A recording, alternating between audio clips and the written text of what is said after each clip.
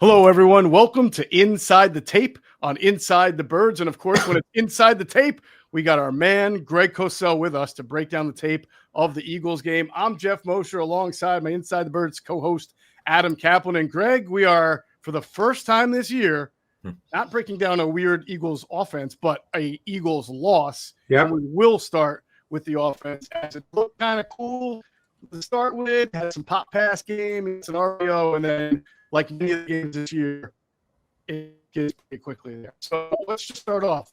You've watched the tape, you've seen the offense. There are a lot of questions people have about play calling, coordinator, quarterback, wide receivers, rhythm, all of that. And I want to ask you from last week when you said it's hard to understand what the Eagles are trying to accomplish offensively. What is your thought now after watching the tape? Well, the big picture question is, I think they've kind of lost their identity. I mean, Barkley had 5 carries in the first half, and he had 1 carry in the second half in a game in which they were winning through 3 quarters. So I think, look, they've obviously not run the ball as well this year as they did a year ago. No question. We understand that. But this is a team that's built to play that way, you know, and that's the way they have to play to be successful. So they're going to have to find a way to get back to what they need to be. The bottom line is, and I know this is so hard for people to understand because they're Super Bowl champions, and we automatically associate Super Bowls with the quarterback being this transcendent figure that is absolutely special in every way. But the reality is that's not who JalenHurts is. He's very good at certain things, but there are limitations that I don't want to say force, that's not the right word, that dictate that you have to play a given way, and you can be successful, very successful, playing that given way. But you can't really, with any consistency, step outside of playing that given way. And so their identity would be back to, and Hurts is a part of that, as we all know. Without question. And they've got to be a team that can run the ball effectively. And without them able to do it this season, and now we've been through 5 games. Yeah. I'm kind of with you guys, particularly you, Greg. I don't know what they're like, and we'll get into what the tape looked like from structurally and what you thought of everyone's performance, but I just don't know after 5 games, and they are 4-1 somehow, where this offense could go, Greg. They have the talent around them. Well, the offensive line, and again, that's sort of the elephant in the room, because for the last 2, 3, 4 years, they were arguably the best offensive line in football. And this year they've not been, and they've struggled. And now Dickerson, I don't know if he's going to be out, you know, for any extended period of time, but he only played 12 snaps this week. Cam Jurgens has basically now admitted that he doesn't feel great because of his back is still bothering him. And again, every player wants to play. This is no knock on Cam Jurgens. I mean, you got to give a guy credit. This is his profession. This is his job. But he's obviously not playing at the same level that he did a year ago. I mean, on the one run that Barkley had in the second half, Jurgens just got driven right back into him. And you know, they're not running the ball. Now, your point is correct, Adam. When they're playing well, Hurts is a major part of the run game. That's a strength of JalenHurts, is he's a major part of the run game, and he dictates how defenses have to play. But they didn't really do any of that in this given game. And if you prevent him from scrambling, and we'll get into the details of that, because I thought Vance Joseph just gave just a professional masterpiece in how to do certain things to keep JalenHurts from running and scrambling, not running, scrambling. Yeah. Then, you know, very often the pass game is not, is not there the way you'd like it to be. You know, Hurts had 1 run in the first half, and it was a kneel down at the end of the first half. You know, and a couple of times he tried to scramble, he ended up just being run out of bounds behind the line of scrimmage, which gets charged as a sack, even though it wasn't an official sack the way we see it, but that's the way it gets charged. So, Greg, that's we made this point on the Inside the Birds pregame show for anybody who didn't hear it, that not only do the Broncos have a deep and talented pass rush, but they have a pass rush plan as far as how to deal with a player like JalenHurts and not letting him escape the pocket. What did you witness on tape? Look, Vance Joseph clearly decided he wanted to play man coverage. Now, if you're going to play man coverage, that means you have to do other things, because in the normal way of playing man coverage, if you're just rushing the quarterback, the way most teams would, then you're giving lanes to the quarterback. So you have to decide, if I'm going to play man, what else am I going to do? So what they did is they played a higher percentage of man coverage, but they matched that with spy and underneath rat concepts. And what a rat concept is, for people that don't know, is where maybe they rush 3 and they drop 2 guys out, and they're basically almost zone players. They're called rats. I got that phrase from Peyton Manning, and he knows a little more than I do. So, where they just kind of sit there and they have eyes on the quarterback. So instead of just one guy, which is the spy, which they did as well, and they did it with a good athlete in Benito, but they would have 2 guys sitting there, and that minimizes the running. Now, and then when they did play man and rush 4, they clearly did it with what we call the mush rush. They had a guy who just kind of didn't really rush, but he just made sure that Jalen couldn't go forward. So they did a number of things while playing man coverage, which they obviously felt they wanted to do. Interesting, Greg. It's in fact, Chuck Pagano's in front of our show. Chuck Pagano's the one to talk about rat coverage, Jeff. Remember that? Yes, I do. Years ago. I do. Yep. Greg, what I found interesting about this, because each week, they're trying to get a rhythm, they're trying to figure out who they are and what they want to be, right? Right. They come out, and Jeff mentioned the RPOs. Hey, fans have been calling for it. Brought it. Hurts from an accuracy standpoint, first half, pretty good. But the tape always tells you something, Greg, as we all know. What did it tell you about the pass game in the first half? Yeah, I don't think it was. Again, people might look at the numbers and think, oh, Jalen had one of his best games of the year. I don't think he played very well in this game, and I don't think he saw things very well. Okay. One of the things that he does struggle with, and again, this is not the first team to do it, but it's the nature of games. In any given, if you have something you don't do well, and by the way, this is not. I don't want people to listen to this and think, oh, you don't like JalenHurts. I could talk about this with a ton of quarterbacks in the league, that certain things they don't do well, and in any given game it could crop up depending on how the game plays out. But one thing Jalen is not really good at, and other teams have done it, of course, is he's not very good when the picture changes pre-snap to post-snap, because he's essentially a primary read quarterback. And when it's clean and he can just get rid of it and play in some sense of rhythm, he can be very good. But when the picture changes, which there was one sack, I think it was the split sack between Benito and I forget who else it was. I think it might have been Allen late in the first half. Yep. Was a great example of Joseph changing the picture pre-snap to post-snap.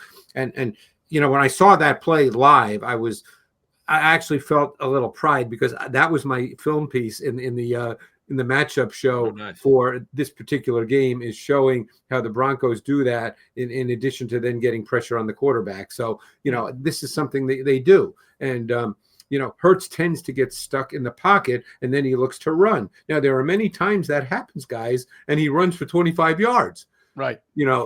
And it turns into a great play. But in this game, that didn't happen. And by the way, I think we get used to the fact that Jalen's just going to make those plays every week, and he makes them enough, by the way. That's a strength of his game. He makes them enough that we just assume that happens. Yes. But when they don't happen, and he didn't really have any runs in this game, any scrambles, so those didn't happen. Now, just to get back to your question, Adam, I noticed it right from the second play of the game, okay? They called a play, and it was a curl route to Brown. This was the design. I know the play. It demanded an anticipation throw in his own window. Brown was open. You have to throw it just before he turns. You can't wait till he turns around. But that's not the kind of throw that Hurts sees. He doesn't see the game that way. Mm-hmm. I said to myself, as soon as I saw that, I said, oh boy, I hope it's not one of those games. Mm-hmm. He just didn't see. He doesn't see that. Do you think the way they came out with the RPOs and was to create those designed reads against the defense that expected to play or to blitz a lot and play man? From the pass game perspective, an RPO is a non-read. Right. It's a non-read. Right. It's there. Yeah. Right. It's, because if you're deciding to not give the ball to the back, that's because you just saw the guy move out of where you're throwing it. So it's really a non-read once you decide to throw it. Right. It felt like he was able to get Goddard on a few of them that helped them move. Yeah, and they've done that all through the years. How many times have we seen that where he just hits Goddard out in the flat like that? He turns it up, and sometimes he gains 8, sometimes he gains 15. You know, I mean, how many times? You know, sometimes he gains 25. You know, we've seen that many, many times. Now, one thing which we've talked about numerous times, guys, and they did it on the second possession, and they did it really, really well, is they went no huddle. And they went no huddle almost the whole possession. Because when do they normally go no huddle? When they have a good gain or a first down. So the drive started with an 8-yard pass to Brown for a first down. Okay. Well, it didn't start with that. That's what I guess that was the first second pass, play. right? And then they went no huddle pretty much. I think the rest of the drive. I made a note of that they just went no huddle for 7 consecutive plays, and they had a lot of success. And we've talked about the fact that they did that a lot last year with great success, and we haven't seen much of it this year. And they didn't really come back to it, Jeff. And, you know, selectively here and there, but not with the same frequency they did on that second drive. Well, I just wonder if their first down, what's the opposite of success? Failures in the second half prevented them. Inefficiency. Inefficiencies is probably a good word for it. Yeah. Because can I ask you one question off the no huddle? What you've noticed with Hurts? Because just watching it at home, it seemed like he's so much more decisive. When they're going faster, he gets it out. Well, one thing that no huddle normally does, not 100%. There's nothing 100% in football. Yeah. What it normally does, because the defense doesn't really change personnel, but even if they do, there's not a lot of time for them to check and adjust and talk to one another and communicate, because you don't know when the ball is going to be snapped at them. So pretty much you feel as an offense that you're getting a somewhat predictable defense, you know, based on film study. And that allows your quarterback to be more decisive, because in his mind, he knows what he's getting. He's not waiting to see what he's getting. He's not seeing a lot of people move.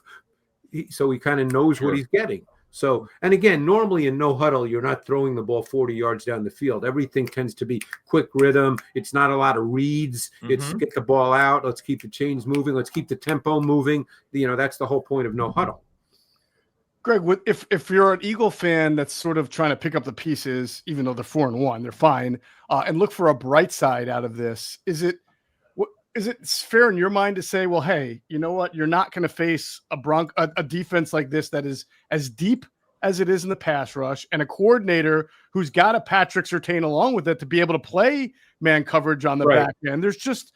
And this is why the Eagles win a lot of games, even when they don't look so great offensively, is because the Broncos are pretty good, and they have the right marriage of personnel and coordinator. I mean, certainly they're a really good defense. To my way of thinking, just having been around a lot of coaches in my career, I would personally think that you don't want to think like that. You know, to me, I don't think the coaches meeting today is, we played a really good defense. So what? We weren't really good. Right. I don't think that's the way you want to think. No, I asked that in the spirit. And I know you didn't mean that, Jeff, but I'm just saying that obviously they're playing a really good defense. But then you have to have a plan for playing against that defense and breaking it down. You should be going into that game thinking, you know what, we're scoring 35 today. Not, hey, we'll be lucky to score 20. I mean, you know they're really good, and maybe when the coaches are lying in bed, you know, because they don't sleep a lot, you know, on the Saturday nights before games, they know in their mind that, oh, this is a really tough defense. But you don't want to be presenting that like, oh, man, this is going to be a really hard day at the office today. You know, you want to feel like you have a plan that can attack and break down the best defense in the world, you know. So, but, you know, once we have access to the results, can we sit here and say, yeah, that's a really good defense and they struggled? And might they not struggle against the Giants on Thursday night? You know, sure. I mean, they could come out Thursday night. And by the way, sometimes when the team has a short week because they don't practice other than classroom and walkthroughs, sometimes they just go back to Staples and they end up playing better. And we'll discuss that when we do our pregame show. But, you know, sometimes that happens. Sure. All right, let's get into some film, because I think I've got a little bit of everything to show everything that you've talked about so far, Greg. Before we do that, we'll hear a quick word from our great sponsors. Hey, you know that one guy in the group chat who hit a 5-leg parlay week 1 and he wouldn't shut up about it for the rest of the season? Sounds like Kaplan, right? Yeah, it could be him. It could be you. And we would all want to be you. My bookie makes it stupid easy to get in on the action, whether it's college ball, NFL, super contest, and survivor pools, all the spreads, player props, and in-game lines that you could want all under one roof. What more could you want than that? If you're new to my bookie, use our code, the birds, THEBIRDS, the birds. Use the code, and any bet you choose up to $500 is fully covered. Make your play, and if it doesn't hit, you get it right back when you opt in using your bet back bonus token. There is no better time to jump in right now. No better place to play. Football is back. Let's make some money with my bookie. Sports are all about competition. Every snap, every possession, every clutch moment matters. That same energy is what 1v1 Me brings to video games. Every single day, you can watch and stake on matchups in Madden, NBA 2K, FC, and Call of Duty Search and Destroy. All the games are streamed live. Every match has refs, and payouts are instant. And these aren't just random online lobbies. These are the best players in the scene, pros, streamers, and rivals. With season playoffs and the championship game on the line, every game matters. Over $100 million has already been paid out on the app, and the community is growing fast. If you're a sports fan, a gamer, or just someone who loves having a little extra on the line, 1v1 Me is where you need to be. It's not just about winning, it's about the bragging rights too. Every match has a chat going crazy, and you can back your picks in real time. Download today and use code BIRDS. Your first stake on the app is risk-free. That's code BIRDS for a risk-free first stake. This is one of those where I just made a note to myself, where were Hurts' eyes? Because I don't know how he's coached on this play, but you can run it. I remember the play now. And the thing is they're playing man clearly up top, okay? And no one runs with Calcaterra. And again, because I don't know how he's coached, he might have been looking at the man coverage and seeing, okay, those two routes are taken away. It gives a clear sense of man. And maybe at that point he decided, you know what, I'm going to come back to the other side of the field and take the easy throw. So I don't want to sit here and say he's wrong. It was just me questioning, okay, how is he coached and where were his eyes? Because clearly they busted the coverage. And again, you can't go into a play thinking they're going to bust coverage, but Calcaterra is running, a crosser, and no one even reacts to him at all. It's like Granson, isn't it? It's Granson, actually. It's Granson? Harry Granson, yeah. Oh, I'm sorry. Yeah. That's okay. So again, it's just a matter, to me, where were his eyes? I don't know the answer to that question. Yeah, and I think this view shows you really it illustrates your point. No, it's here's the match. Who's wide open. 83 is Granson. Yeah, but I'm talking about the deeper route by Calcaterra. Nobody picks him up. Oh, let me go back to that. There he is on the left. He's playing. He's at the F position. Okay. Yeah, look at Calcaterra. He runs the crosser. He releases. You see him? What yard line is he? Oh, yes, 40. you're right. At the Yeah, 40. I'm sorry. You're right. Yeah, he's at the 39-yard line. No one picked him up. Yep. That's correct. You're right. Absolutely wide open. So you're asking, why did he check it down? Yeah. So again, because he came off, he looked to the right away. And my guess is he saw the man coverage and figured, okay, those two guys are not really, although in the past, very often, if he had man coverage with Brown running the vertical route up top, and I know that's Surtain, but that's irrelevant. That's arguably one of the top 3 receivers in football, and he's your guy. Again, that hasn't happened this year. So I can't tell you why on that. Right. But again, that's a good no point. knock on Jalen, I don't know how he's coached here, but that was the question I asked myself. Well, but here's the thing though, they got what they wanted. I mean, they got. The guy, 81's wide open. 83 was too, but it was 81 was wide open on a coverage bust. That ball's got to come out, I would think. Yeah, but to Greg's point, Adam, at the 40 right now, A.J. Brown has the slightest step, and this is a ball that Hurts typically knows That he can get too. there and Yeah. throws. He Yeah. would I mean, how drive it. about the deep ball that he threw to Dotson that was ruled out of bounds? That was one of the best deep ball throws I think I've seen all year from any quarterback. Yeah. Hmm. Yeah. So this one, he had a couple options, and obviously Barkley on the dump off. Yeah. So that's the question sometimes I ask myself with Jalen, and I don't have an answer, and it's not a knock on Jalen. I just ask myself, where were his eyes? That's what, because I don't know. I don't know how he's coached. I also wonder too if he wanted Granson, is now the time to pull the trigger while the two linebackers are going in the opposite direction. Yeah, but Granson's not ready yet. See, he's waiting to cross. He's waiting to cross, True. kind of right in front of Jalen. So on that view, yeah, yeah. So I mean, couldn't get there. maybe you can, again, it's a positive gain. Right. So now they do get the ball down into the red zone on the same possession. So it's the same possession, right? And this was the no-huddle possession. It was a really good drive. Yep. So what do you see here on this play that I believe where Dotson kind of comes open on a curl here at the top of the screen? Yeah, let's see the play again, and just so I can remember it in the detail that I want to. Sure.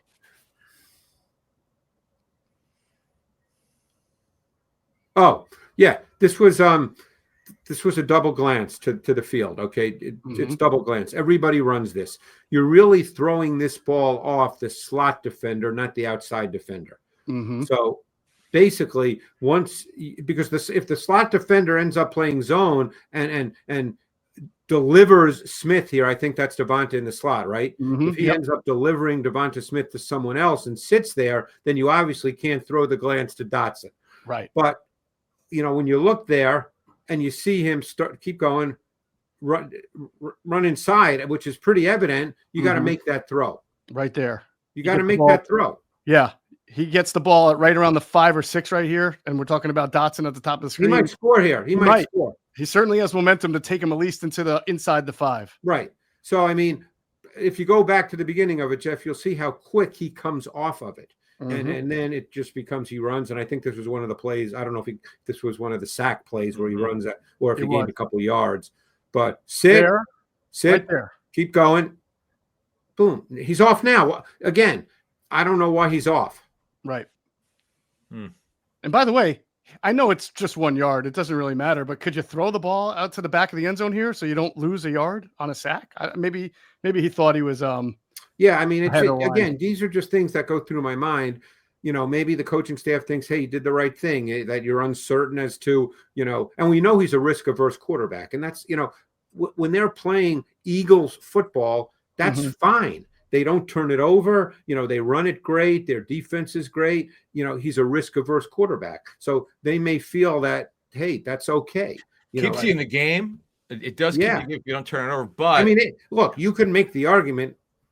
Well, I don't, that obviously their offense wasn't great in this game. I'm not sitting here saying it's great, but you could make the argument in this game that if their defense played the way it normally does, that they win this game maybe 17-10 or 17-13, and we're having a different conversation, even though the offensive performance would have been exactly the same. Oh, I think we can talk about that a lot. Even last year, right? Defense bails out offense, and everybody's talking about winning Eagle style and not really, picking apart the inconsistency. I mean, one could argue that this game was Eagles football until the fourth quarter, right? Very much so. And hey, you know what? When you win 20-21, every once in a while, you're not going to pull one out. And that's why, look, coaches. From my experience with coaches, okay, and I've done this a long time and talked to a lot of coaches.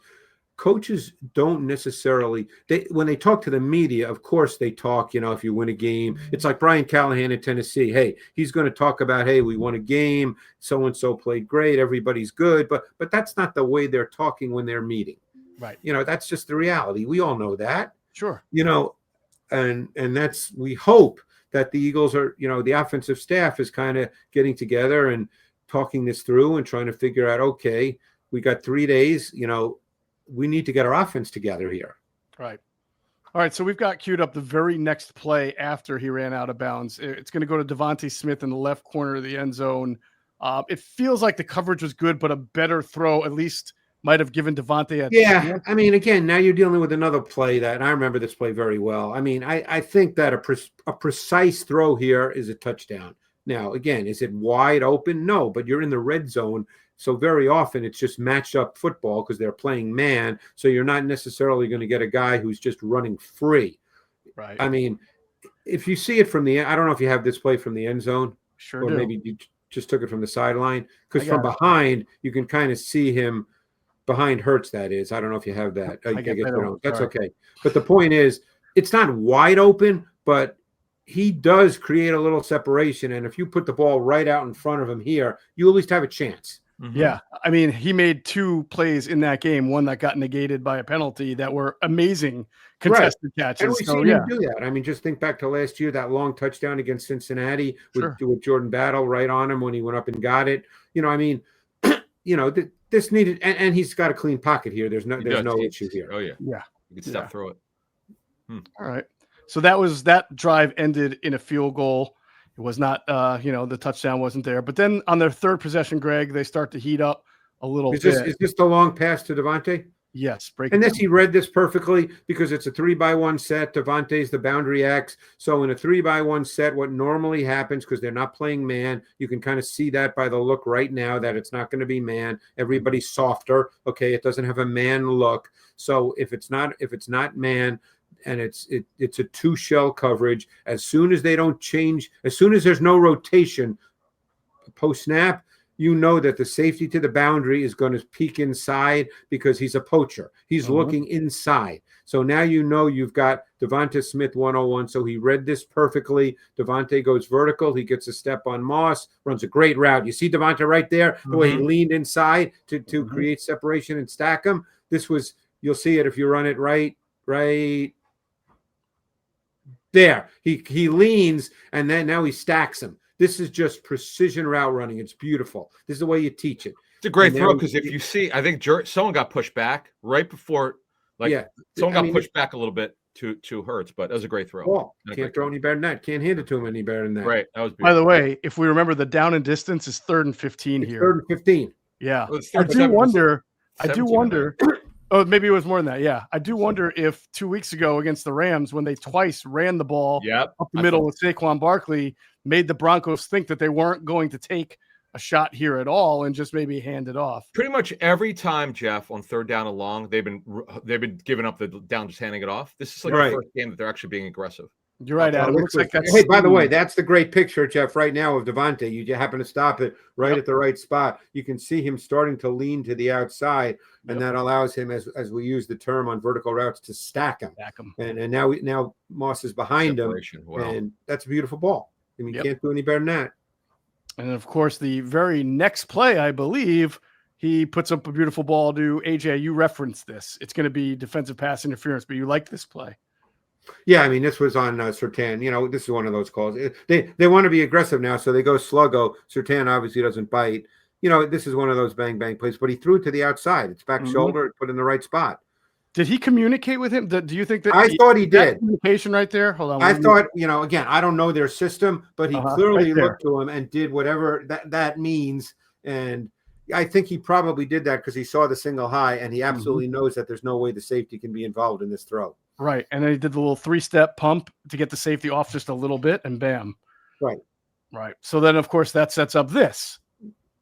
This is beautiful because this is an unbalanced line. This is a specific red zone play. And just so people understand what an unbalanced line is, what they did is they brought Lane Johnson over to the left side. He's in between. I guess Toth is in the game now. He's in between Toth and Mailata, and it's Granson who's technically in the right tackle position. So what they did is they forced the Broncos. They probably knew exactly what the reaction would be, and what happened here is they got Singleton matched on Goddard, and there's a natural rub element to this play as well. And this was pitching. I mean, this perfectly executed. This was just great design, great throw. Everything about this play you couldn't ask for better. Jeff, this is something that they clearly have not put on film because this is not. It's tough to stop that anyway. But this is something like you start bringing. Look at Singleton. He's like, there's 2 tight ends over here. Tight ends over here. Look at him. Yeah. Hey, I used to play for them. They didn't do that crap in practice. Yeah. Well done there. It's also the kind of play you don't have to practice 100 times. Right. Yeah. All right, so later in the second half, they were struggling a little bit, and Cobb kind of came out of it. This is the first possession of the third quarter. He's going to get Devontae on a 21-yarder here. Oh yeah, this is just it's 2 by 2, and Devontae's in the slot to the field, so there's space, and he runs a great route. He beats McMillan, who's a good corner. I love the tempo. Devontae's such a good route runner. I just love the tempo of his route. He didn't hurry.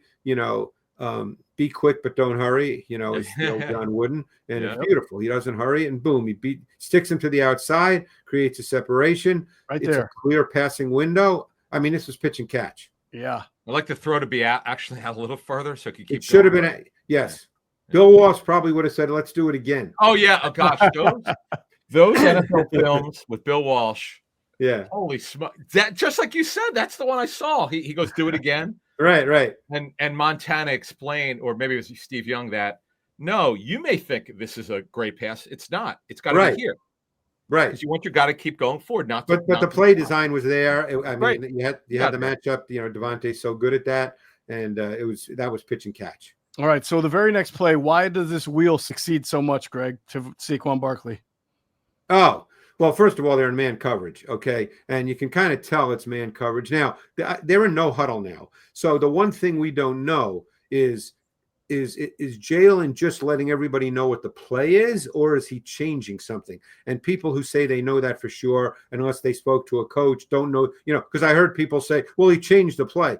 How do you know that? They're in no huddle. He might be just telling everybody what the play is. So I don't know the answer to that. The point is, though, it's a beautifully designed play. It's a great man beater, because what you have is man cover. And by the way, it's what we call a 1-by-3 set, because Goddard's up top and the 3 wide receivers are to trips to the field. So they have Barkley offset to the boundary side. So because of the formation, the linebacker in nickel, pretty much he's matched on Barkley, and it's Singleton, and he's a nice player, but he's not going to run with Barkley. This is great design. And actually it's what they do. I forgot they blitzed here. So Singleton is actually behind the 8 ball to start, because he's coming from the other side of the formation, because Stranad blitzed. So now Singleton is caught, but it's a stutter fade, and Singleton stopped his feet, and once he stops his feet, he's done. Yeah, by the way, sometimes we don't appreciate Barkley enough for being able to do this in the open field as kind of a route runner, but he did put a nice little, as you mentioned, the stutter. And this is everybody runs this. For people who watch other teams, like for instance, if you watch Monday Night Football Week 1, when Aaron Jones caught a touchdown pass from J.J. McCarthy, it's the same stutter fade. It's the same play, same same route concept. Yep. If you can get a back on a linebacker like this, you'll take this every time. Yep. This is great. Right. Beautiful. And that was the first play. All right. So that was a look at, it started off with some of the things that could have been better. We ended it with some of the things that were really good with the Eagles offense. I did want to take a look really quickly at some of those sacks we were discussing, and not the ones where he ran out of bounds, but the ones that he was actually sacked. This is the one I think you referenced earlier, Greg, with Benito and Allen combining on a sack. Yeah, I mean, they've got a 6-man front right here. It's a loaded front to the left of the center of Juergens, and then they've got the two. They're in dime, so it's probably Barron and Singleton on the ball opposite the load. So it's a 6-man front. So you got to react to the 6-man front. You got to deal with it. I mean, you can't guess who's going to come and who's not going to come. You got to be able to block 6. But so what do? They drop out and they rush 4, I believe. So if you want to run it, Jeff. Yeah, so they're going to drop out, and they're going to play actually cover 2, and the middle hole defender is actually going to be the post safety who's going to drop down, because it's a longer yardage situation. So they play cover 2, and now, the whole idea here is for your quarterback to get stuck, to not feel like he has – within the timing and structure and rhythm of the play call, that he has a throw, which is exactly what happened. This is very common in the league now. There's a ton of 6-7-man fronts where people drop out. It's late coverage rotation. It's really hard to decipher. And then you get stuck in the pocket. And then he tries to run out of the pocket, and he gets run down by Benito and Allen. Yep. And if you notice there, something we talked about last week, the way they rush, the outside edge guys stay to the outside of the tackles so they don't give Hurts that lane. Look at Cooper. Look how they rushed up the middle. Yep. And then the stunt up the middle, right? Yeah, and look at 98. John Franklin Myers probably recognized right away, oh boy, I think there's a lane there. I got to get back to that spot. Look, you'll see. You'll see. You can tell he almost that the mental gears were working there. He kind of knew I better get back there. Right. And those guys were fast up front. They gave him fits. I've been trying to run. I mean, he barely ran in the game, but they did not give him much in terms of lanes. Right. This is another 3rd and 15 in the third quarter this time. This one's going to be Benito. Yeah, and this one is, I recall, I wasn't sure watching this one if there was truly a defined throw for him here. I can go back and look at the other view to see if there's a defined throw. If memory serves me correctly, because it's 3rd and long. They're going to rush 4. You know, no need to blitz and be crazy. They're going to basically play. Let's see, it's cover 6. They're playing quarters down below and 2 up top, so it's cover 6. And Singleton's running the middle hole. I mean, theoretically, do you want to just dump? It's 3rd and 15. You're trying to play it safe. Do you just dump it to your running back in the left flat? Exactly. I mean, yeah, you probably do. I mean, but again, he didn't. Yeah. He took a few big shots in this game that were usually Hurts can like get sacked without taking a dead on hit. And once again, even though you saw the edge there, it was a stunt. The edge goes inside, but yeah, they stunt, Jeff. Right. And so what happened was Benito went inside of Mailata, and then Mailata sees the long stunt by, I think it's Franklin Myers, perhaps. Yep. And so the stunt worked perfectly because then Mailata came off Benito to react to Franklin Myers. Right. And this one's McMillan, right? He's the nickel, I believe. This was perfection. Okay. This one you can't pick up. Okay. People might, think, well, why not? I think I'm just going to read what I typed here and then we can run it just so people, before they see the play. McMillan sack on 3rd and 13 early in the 4th quarter came on 4-man sim pressure from initial 7-man front look with both Hufanga and McMillan part of the pressure from each edge. Broncos dropped into cover 3, and the Eagles, based on their protection call, had no one to account for McMillan because they're coming off both edges here. This is just beautiful because they got a 7-man front here. Yep. I mean, this is really, and because it's double mug, 99.9% of the time in double mug, the back steps inside. So Barkley actually does a really good job in recognizing when those two guys in the double mug drop. He then tries to pick up Hufanga coming from his side, but there's no one to pick up McMillan. They can't count for McMillan. Well, he tried to get him. Yeah. Right. Yeah. And for those, just double mug means that the linebackers right up in the A gaps over the center. It looks like they're coming straight down the middle. 2 guys on each side of the A gap. And then they wind up dropping into a coverage. And then they drop into a 4-man rush. Cover 3. It's a 4-man rush. It's pure cover 3. Yeah. Yeah. When I watched you really see it from here. Yeah. They're in dime. So it's Barron and Singleton, and they're on each side of the center. And the way this works, if you freeze it for a sec, Jeff, is obviously they're starting to fall out, but 99.9. There's only 2 ways to block this, by the way. You either have to have a full line slide in which you're going to ask your back to block a defensive end, or the center takes one of those guys and the back takes the other, which is what 99% of teams do. Okay. Right. So now Barkley, his eyes are inside as they should be. And as soon as he sees 49 and 23 drop, whichever one he has, it turns out he was going to have Singleton because look at Juergens. He goes to his left. So he was going to take Barron. So now Barkley does the right thing because he senses Hufanga coming off, but there's no one to pick up McMillan. Yeah. Now people might say, "Oh, what do you mean? Steen didn't block anybody?" But go back. I just want people to understand here. But pre-snap, because of the 7-man front, Steen has 52 and Johnson has 0, and you can't. That's the way this is mapped out. So just because 52 ends up dropping as well, if I'm not mistaken, does he end up dropping or 0? I think 52. Yeah, he drops too. Yeah. Yeah. But Steen, now, could you argue, Steen should have got 0 and Lane Johnson should? I mean, that's really hard. That's Right. really, really hard. It's just a tough deal. Yeah. What's your favorite phrase? You can't change a protection while you're in the middle of your In the middle of protection. the play. I mean, sometimes you can, maybe you can have a slight reaction. It's not an adjustment, it's a reaction. Right. But, that's just hard. But there was technically no one to account for McMillan. Hey, fall is planting season. Did you know that many plants and trees actually do better when planted this time of the year? But you got to know where to start. And that's why I love fastgrowingtrees.com. Doesn't matter if you live in the sunny South or if the air's getting a little chilly where you are, the plant experts can help you find the perfect fit for your space. They've got everything your yard needs: fruit trees, privacy trees, shrubs, flowering trees, so much more. And Fast Growing Trees makes it so easy for you to have your dream yard because you can order online and get your plants delivered directly to your door. If you're like me, you're tired of spending way too much money on landscaping. And if you walk into one of those nurseries and you look at all the stuff they have, you have no idea where to begin. That's why you need fastgrowingtrees.com. Doesn't matter about the size of your yard. They got over 6,000 plants to fit any space, and a 14-point quality checklist ensures you will get the best quality plants possible. This fall, they have the best deals for your yard, up to half off on select plants and other deals.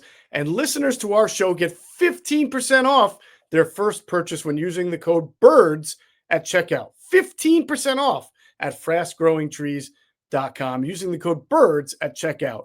Now's the perfect time to plant. Use BIRDS to save today. The offer is valid for a limited time. Terms and conditions may apply. Check out the link below or in the show notes and support the show. Hey, Philly fans, game day is stressful enough. Parking, traffic, long lines. We've all been there. But when it comes to your cannabis, Camden Apothecary makes it easy. This is the dispensary for sports fans, just minutes outside of Philly with plenty of free parking. You'll be in and out fast, no hassle, no waiting.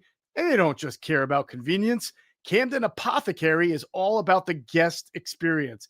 Their staff makes sure you feel taken care of every time you walk in. Plus, they carry only the best quality cannabis at the fairest prices. So whether you're stocking up for the tailgate, the watch party, or celebrating a big win, you know you're getting the good stuff without overpaying.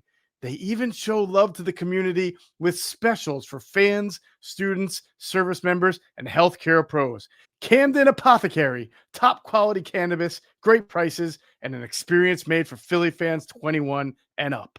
So I thought that was actually a really well. Sometimes you don't blame somebody, you give credit to the opponent for right. Vic Fangio does it all the time, and we say credit Vic Fangio. He threw a sim or he threw a Dan type Joseph's of pressure. been doing this a long time, and he's really good at this. Yeah, very, very good. Let me ask a question real quick because people have asked us. How did you notice Brett Toth at all in this game? I really didn't, and I wasn't studying him, but he didn't stand out in a bad way. Is good. If that's what you're asking. Okay. Yeah. I generally thought protection was pretty good given how much they were doing up front and like what we just showed. It wasn't like JalenHurts never had time to throw the ball. I mean, I thought he was protected fairly well. Yeah, the bottom line for me is they've got to find a way to get the run game working because in the first half, in a game that theoretically they were controlling, even though the score might not have indicated, they were controlling. I mean, the defense was playing well. They moved the ball to some degree. Barkley had 5 first-half carries, and Hurts had something like 22 or 23 dropbacks or called pass plays. Mm-hmm. They can't really play like that. Mm-hmm. No doubt.